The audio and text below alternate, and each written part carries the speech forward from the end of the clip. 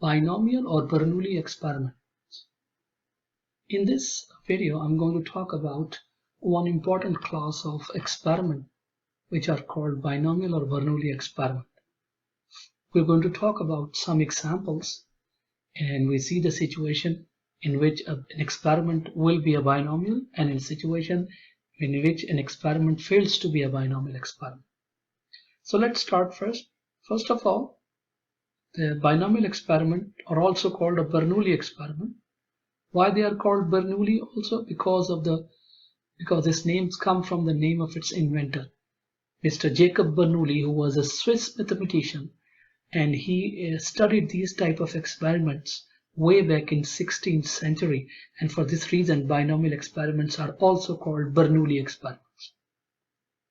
So a statistical experiment that has the following properties: 1, 2, 3, 4. There are 4 properties that needs to be there in order for an experiment to be a binomial experiment.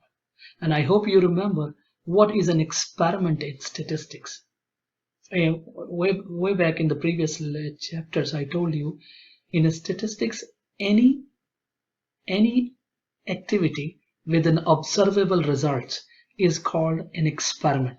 Any activity in which you make observation or you take measurement, such an activity is called an experiment. So what is a binomial experiment? A binomial experiment is a statistics experiment that has these following properties. Number 1, the experiment consists of finite number of trials. It has to have a finite number of trials. That's important.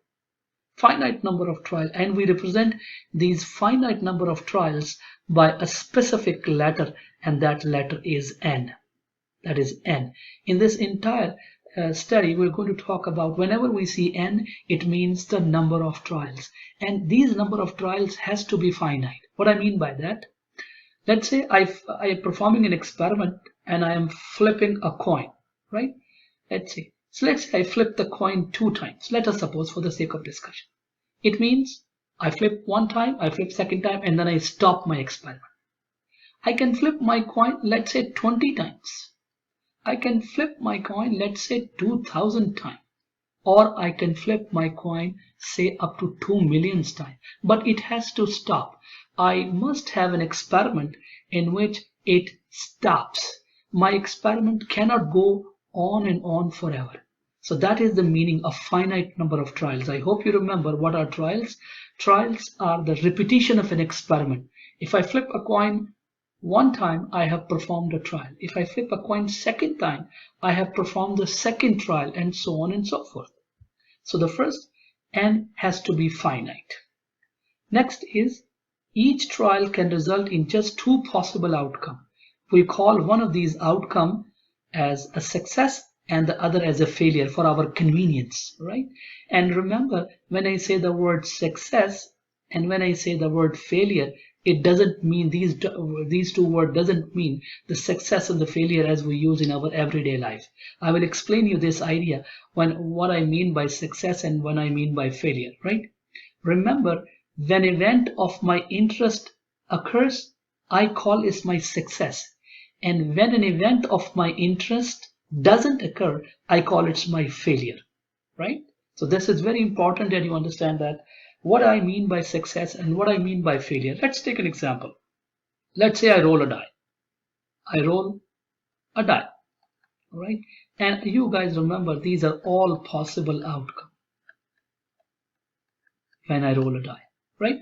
Let's say the event of my interest is getting a 3. That's the event of my interest, right? That's that is the event which I'm looking for.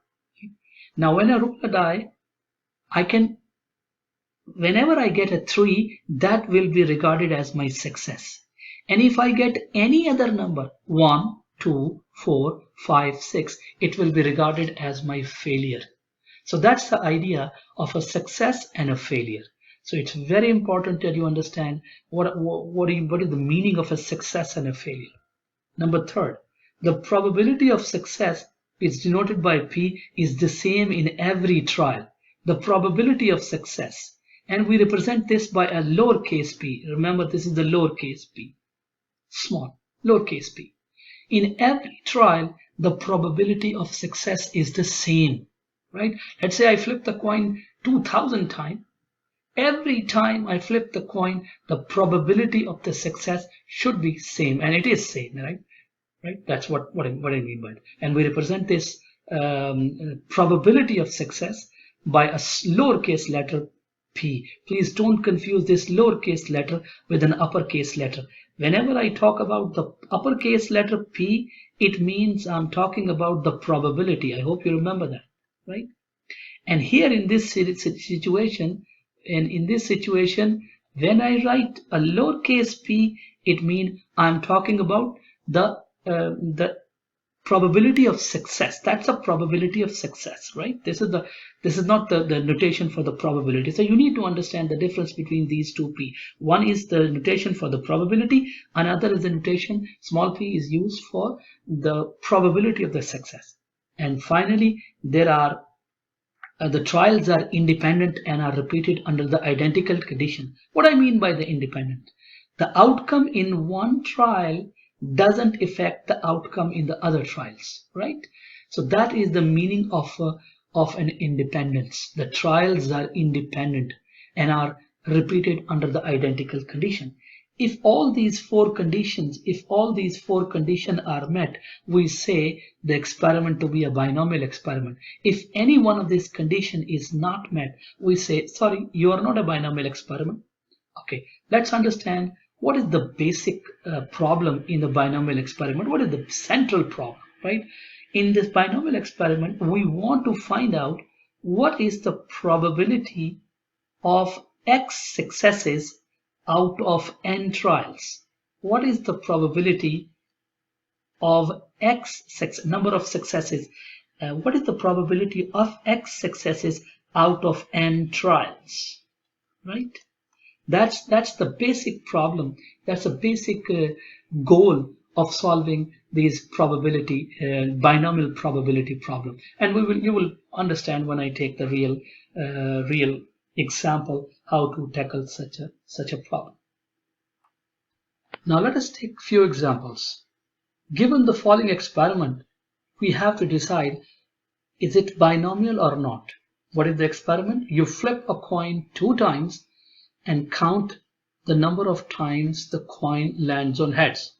Is this a binomial or not? In order for this experiment to be a binomial, it has to satisfy 4 conditions. Recall from the previous discussion, 4 conditions. And we will check these conditions one by one. But I ask you guys to stop this video and think for yourself. Are these 4 conditions met or not? The first condition, it has a finite number of trials. N is finite. Here in our situation, N is 2, which is finite. Right? So the first condition is met, that it has a finite number of trials. Let's see the second condition. What is the second condition?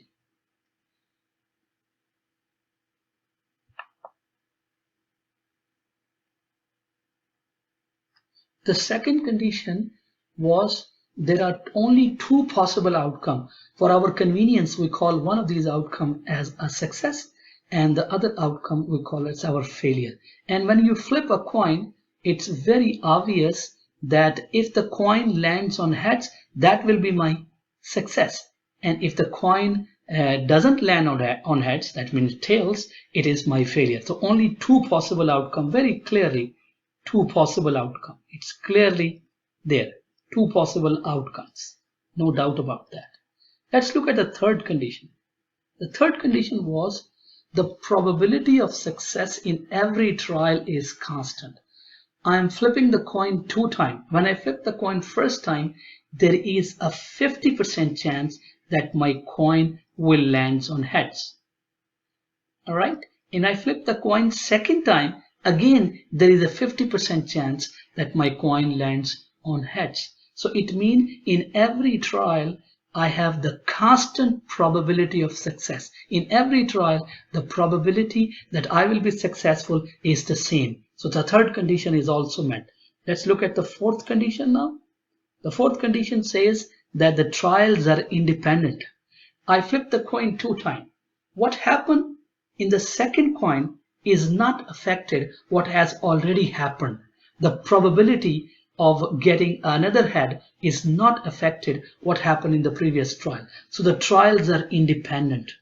Trials are independent. So all these 4 conditions are met. So we are going to say, okay, our experiment is a binomial experiment. So the answer is yes, this is a binomial experiment. Now let us take another example. Given the following experiment, is it a binomial or not? Roll a die and record how many times 3 shows up. I ask you guys to pause this video and think about it. Is this a binomial experiment? And keep in mind, we are going to check all these 4 conditions. No, this is not a binomial experiment. The reason is he is saying roll a die, right? But wait a minute, how many times I'm rolling a die? He is not mentioned how many times I'm going to repeat an experiment. So it means n and the number of trial is not finite, is not mentioned, is not finite. I don't know after how many times I'm going to stop my experiment. There's nothing mentioned. Roll a die, okay, but how many times? Nothing mentioned. So this is not a binomial experiment. Let's take the last example. Testing a cough suppressant using 500 people to determine if it is effective. The random variable represents the number of people who find the cough suppressant to be effective. I ask you guys to pause this video and think about it. Is it a binomial or not? This experiment is a binomial experiment. The reason is it satisfies all the 4 conditions. Number 1, it has a finite number of trials. N is 500. Look at that. It's 500 people were selected. So N is finite. I select every person. Every time I select a person, I have repeated I have performed a trial. So N is 500. I have finite number of trials. Number two, there are only two types of outcome. We call one of the outcome as a success, and we call the other outcome as a failure. Every time a person finds that it's this cough suppressant is effective, that's my success. And every time a person says, no, I don't find this to be effective, that's my failure. So 2 possible outcomes, only 2 possible outcomes.